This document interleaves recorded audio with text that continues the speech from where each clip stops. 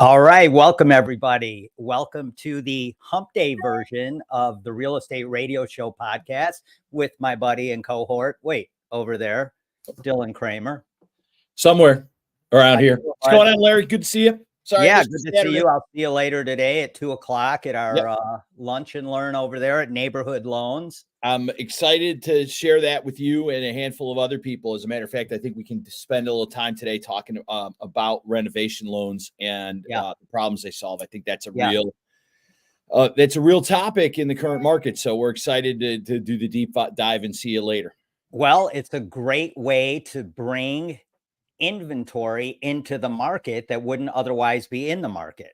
Well, and that's exactly it. I think that that's the most important thing that everybody has to understand is that we're in a situation in this market where you just can't rely on the traditional answers, right? Like I had a buyer and he's kind of gone dark, meaning he's like frustrated and stopped looking for a little while.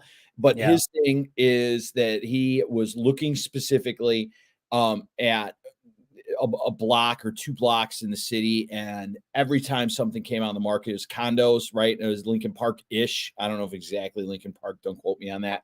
Right. But he went and bid on 5 places. And there's at a minimum 3 other offers on every one of them. One of them had 19 offers. What price point? So he's won none of them. What price point is he at? He's at about 450 to 500,000. Yeah. So it's just, and look, at the end of the day, you can be really, really qualified. And this guy is, right? Like he's an airline pilot. He's got a massive salary. It's, his work situation is solid. He's got a massive down payment. But we just can't. No inventory. Nobody wants to take his money.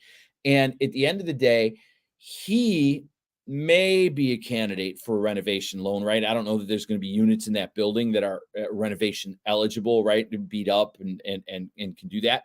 But more importantly, like if you're a single family home buyer and you find yourself looking in a market and there's one property on the block, right? You go into and you know how it is in the suburbs, you go into a subdivision, you're like, well, that's the Aspen model. And, this guy can go in and, get one of those and they're normally 400 grand and this one's 280, but it needs 80 grand to work. Well, you do the 80 grand to work and it's worth 400. And so, we've talked a little bit before about investors and after repaired value and how to do the math. And that's all part of this. And I don't want to get too bogged down in that today, but I think that the thing I want to showcase is using a renovation loan is it's worth it, right? At the end of the day, and you can build yourself some equity quickly, but I don't think that's the number one thing to be focused on. The number one thing to be focused on is now you can be one bidder on a house that nobody else wants, or even if they want it, they can't finance it. And so now you're not in a multiple offer situation. You're in I would like to pay X for this house to make the math work situation. Yeah. Renovation loans are a great tool. They're a great tool for first-time home buyers. They're a great tool for people moving up. It really depends on the property. And also, of course, working with a group like Neighborhood Loans that, really know this product, because this is not a typical it's not a typical lender's product. It's not a conventional loan. It's not even an FHA. It's a lot more involved, and you have to have people on your side that are pushing that rock up the hill and getting this over the finish line. Because the challenge, Larry, with renovation loans is exactly that. And I was having a conversation with another agent the other day, and she said, the thing that sometimes happens with these renovation loans, if you're not careful, is you get with a lender who doesn't know how to do them. Yeah. And now you're 6 weeks into a process and everybody's like, what's next? Or they don't figure it out, or, they go. And so everybody puts up their arms and goes, well, I don't know. Yeah. And the transaction dies because it's got no execution We momentum. can't let it die. We Right. can't let yeah, all kidding aside, they're a little more tedious to do, but it's well worth it if you find a property that it matches up well with a Well, renovation loan. yes, and of course it's more tedious to do, but it's worth the work, right? At the end of the Yeah. day, look, one of the things is I think you think about it like this. It's more work than the average loan for sure. But if you're a borrower and you're pursuing a renovation loan, then you're in a situation where you say, in the example we used earlier, right? I can get this place for 280 because it's beat up. It needs a significant amount of work, but maybe it needs 80 grand of work and it's going to be a $400,000 house, right? Right. Not an unrealistic expectation of the numbers, right? I mean, that's a real world kind of okay example. So the thing is that if you are going to turn around and live with the hassle associated with getting the loan and doing the project, right? The loan is actually the easier part. The project is another part.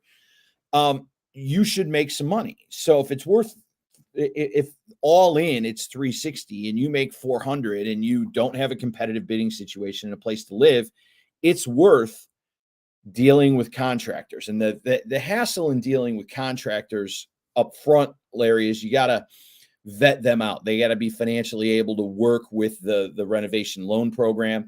Then you got to do all the bids up front, right? And so, you can't come in and be like, oh, well, we changed our mind about the cabinets, or we don't want an island, or we want the, like, all the work has to be laid out up front. So you're bidding out a project on a house you don't own yet. It takes time and energy, and you got to give a little money to contractors, and sometimes a professional consultant to help manage the contractors. And that's a little bit more tedious, but if it takes you an extra 10 hours of your life to get your mortgage, instead of 2 hours, it takes 12 because you're working with the contractors, which is really about the loan, but it's more about the property, right?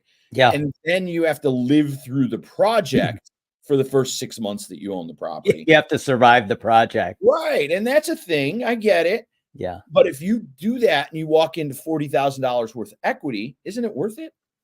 Absolutely. I mean, these are great products for any number of buyer types. So before we go any further, I just want to remind everybody that whether we're on Wednesday at 11 o'clock or for our little hump day show that we're normally on for about 30 minutes or so, or whether we're on Saturday at 9 a.m. coming to you live from the heart of Chicago in Gladstone Park at WCPT, right? Gladstone Park is the heart of Chicago. Come on now. Who am I to argue with you, Larry? Who are you to argue with the real estate therapist? So we are on the air Saturdays at 9 a.m. Coming to you live from WCPT 820. 9 to 10 a.m. We're also streaming live each one of those days at the Real Estate Radio Show podcast group on Facebook. So, Dylan, having said that, I mean, so with these loans, does neighborhood loans vet the contractor, or does each buyer go out and get their own contractors? And so it's a great question, Larry, and I apologize if I jumped on the end of it, but I know where you're going, so let me give you the answer. The thing is that we keep a list of contractors who've been previously vetted and used for loans and projects that the company has financed, right? So you can choose any one of those contractors, and that contractor has already gone through the vetting process, and that vetting process is show us your financials, tell us that you understand how these bids work, right? Because usually contractors want to get paid a third, right? They get paid a third when you sign the contract, and they use that to buy materials and hire their subs. And then about a third, or about halfway through, they get the second third, rest of the materials to complete it, get everybody paid out, blah, blah, blah. And then you finish and you get the rest of the third. And usually that's the contractor's profit. Right. And that's a tried and true method that has existed in America for 100 years, probably, right? With the advent of modern kind of city suburban living. The thing is that the renovation loan works a little differently. And basically it says we're going to pay you out half, for lack of a better phrase, up front. And you got to get the project to the end. Yeah. And then we'll pay you the rest. And so the contractor has to have some more financial capacity and in the ability to do the project. They also have to agree to finish it, to start it within 30 days and finish it within 6 months and some other details that they agree to. So you, as a borrower and a home buyer, you can work with anybody you want to, but they have to go through that vetting process of, hey, I understand this is how it's going to work and this is my history. And they get some references and some other stuff. So there's some hoops to jump. Once they've done that, and they can work for any project in any situation. So the question then is, well, is it worth it to turn around and hire somebody who's already gone through that process? But like we're working with a borrower currently who says, hey, I have a contractor I've used before and I like. So the contractor just has to go through that process. So there's a vetting bar that they have to go through, but there's no requirement to use somebody who's done that already, right? And Like having said that, there's though, no gated community they got to get past. right. But having said that, I will just suggest to everybody, if you're going to do one of these loans, make sure you're working with the contractor, whether it's somebody that, for instance, Neighborhood Loans has been working with for a while and they get the process, they know it, they've been through it. Or if you're working with your own contractor, that they understand the process, because I'm telling you, the thing that gets in the way of these deals smoothly transacting most times is the contractor and the work you have to do on this property and keeping the whole process going. I don't want to say it's a challenge. The thing It's is not really. It's not. You just got moving to stay on pieces top of it. and the thing is and that's your thing. You got to keep moving the ball. At the end of the day, Larry, one of the philosophies I subscribe to in the mortgage business generally is I touch every deal every day, right? And so time kills deals, and so I come in and every day I look and I'm like, did anybody talk to this guy about his pay stub yesterday? Did we get this underwriting approval to this customer? Did we talk yesterday morning about needing title on this deal? And let's not let 2 or 3 days go where the ball's in our court. Yeah. Or worse, where we know the ball's in the customer's court or the contractor's court in the case of the renovation loan, or you as the agent's court, and we haven't told you the ball's in your court. And now it's Wednesday and then it's Friday and anybody's like, hey, did anybody tell Larry we need the contract addendum? Oh, well, Yeah. And now we call and it's like, we need it and it's an emergency. Well, it wasn't an emergency 2 days ago. So you got to make sure transactions have momentum, and the renovation loan is as important, if not the most important place where that momentum needs to come into play. Yeah. Well, I'll tell you, and where I learned that most is when I was doing REOs and I had literally 500 properties in my inventory. Right. So that was my key too. Other than properties that were in the process and not really in that foreclosure stream yet, but they were still in redemption and, just sitting there kind of in legal limbo until it really gets moving. They weren't even at the cash for keys state yet, but every other property that was either currently being rehabbed or, I was currently checking on every month, there's a occupant in there, whatever. My key thing was I was like the guy behind the curtain, right?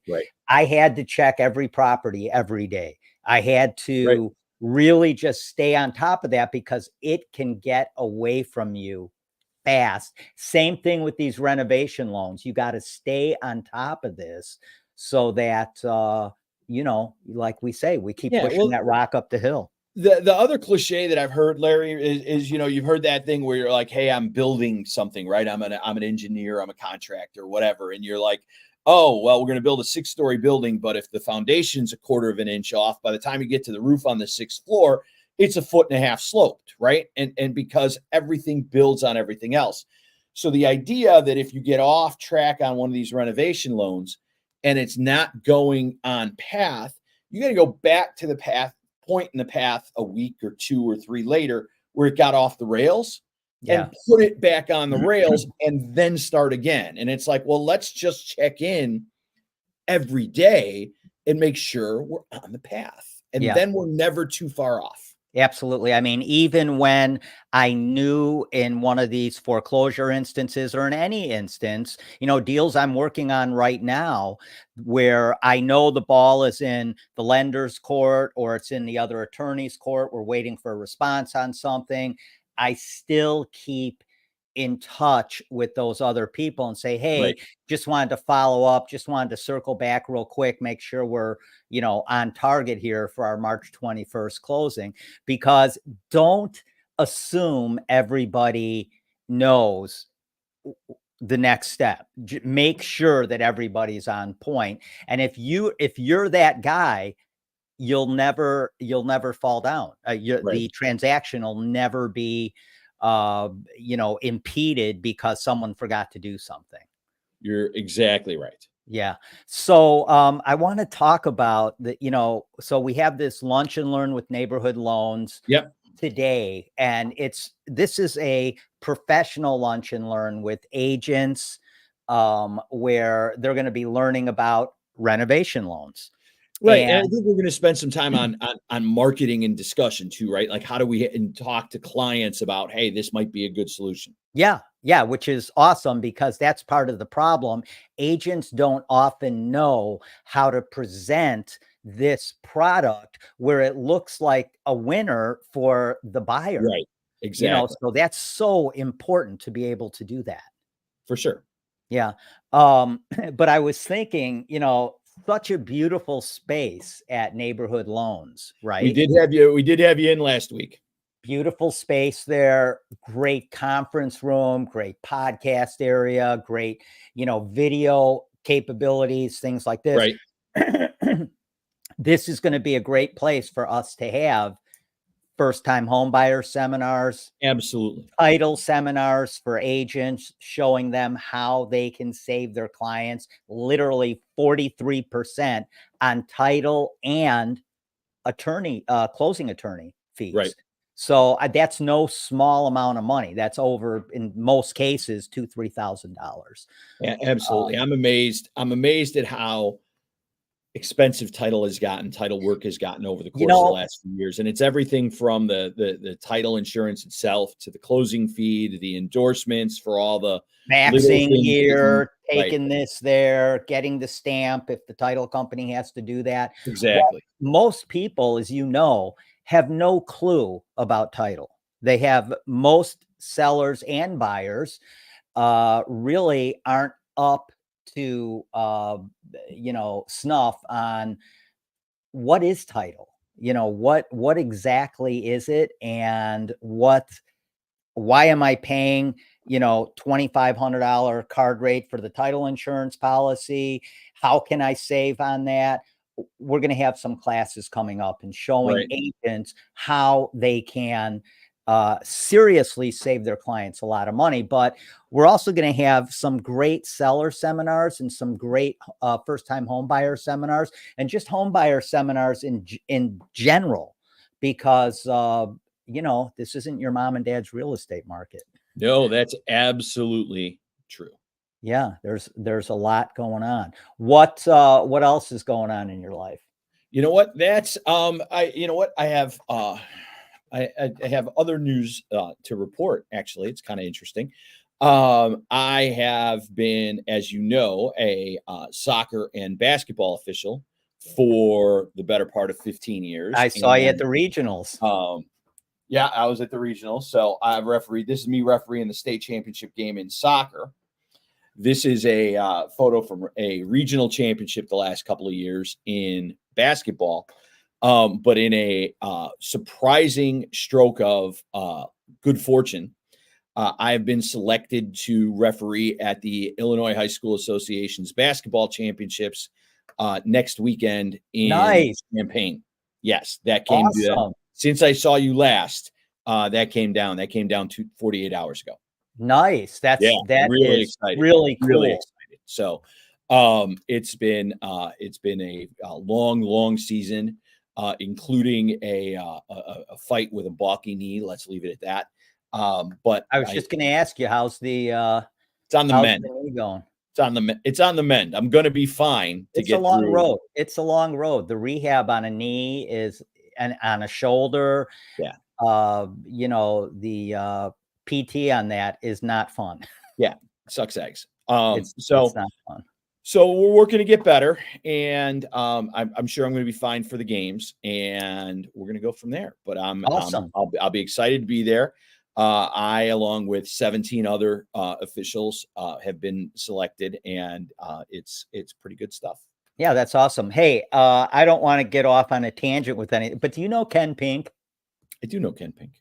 Yeah, well, I grew up with Ken. We grew up in the same neighborhood together. Did we go over this before? We might have touched on this We lightly, might so have, yeah. let's not bog the podcast down with it, but we'll talk about it when we're together later. Yeah, Ken is a good friend of mine, and like you, he's been reffing forever. I think primarily basketball. Yeah, Ken, that is my understanding. I don't know Yeah. Ken's details, but no, So Ken there is you go, folks. That's the referee update. referee corner. Hey. So that's what's going on. Other than that, we're just continuing to fight the fight on the loan transition and make Yeah. stuff happen. Yeah. Well, it's exciting. I mean, it's a great company you're at, and Yeah, I'm really excited about the for stuff you they have and going for me. on. And I also think, look, one of the reasons that we do this together, right, is like I could have my own podcast, or you could have your own podcast, but then you're doing all the heavy lifting.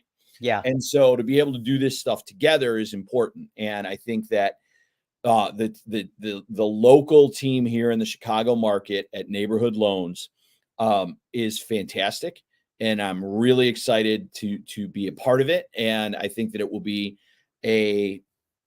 you don't have to fly solo, where I very much was with my previous group. Do you And have the so, same team now, or did your team come with you, or? no, the whole team did not come over. So, and the reason is that we were in a shared environment professionally. So we were kind of cost center sharing some of the team with people in other markets. And I didn't think it was very fair to turn around and blow up other people's businesses in the name of mine.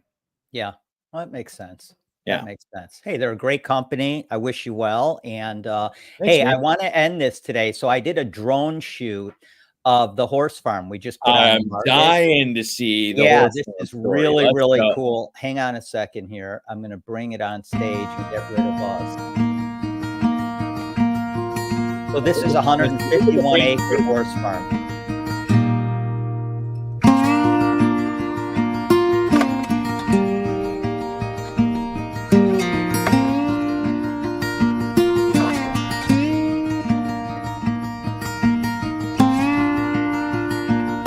Mom.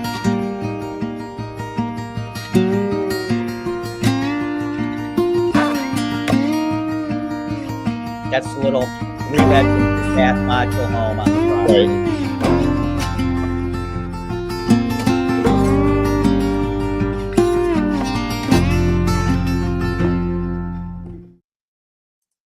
So there you go. That's a There you go. 151 acre horse farm for $1.3 million. It has a little 3-bedroom, 2-bath module home on the property. East Bureau Creek runs right through it. You didn't see it there, but there's about a 7-acre parcel on that property that you could flood and have your own private fishing sanctuary. Okay. Which the current owners were going to do, but they opted not to since they're selling the place. But the next owner, I would definitely do that if I bought that property. So tell me, how far out of I guess look, a couple of things, just professional curiosity. That's not a property that your traditional home buyer is going to look at, right? Because it's a working horse farm. You're not going to do a renovation loan on this property. Absolutely not. Nor is the buyer likely to get traditional financing, right? It's 150 acres. Like, that's too much for most lenders' guidelines and rules. So my question is less about the financing, but more about where are you going to find the buyer for this property. Like there's got to be some work on your part to discover here's where these horse people, for lack of a better phrase, are, and how am I going to get them aware that this property is available? Yeah, that is a great question. And I'm going to show you one of the ways that we're doing it right now. Give me a second here, and I'm going to bring it up. So there's a website called horseproperties.net, right? Right. And they have, and I'm bringing it on the screen here in a second.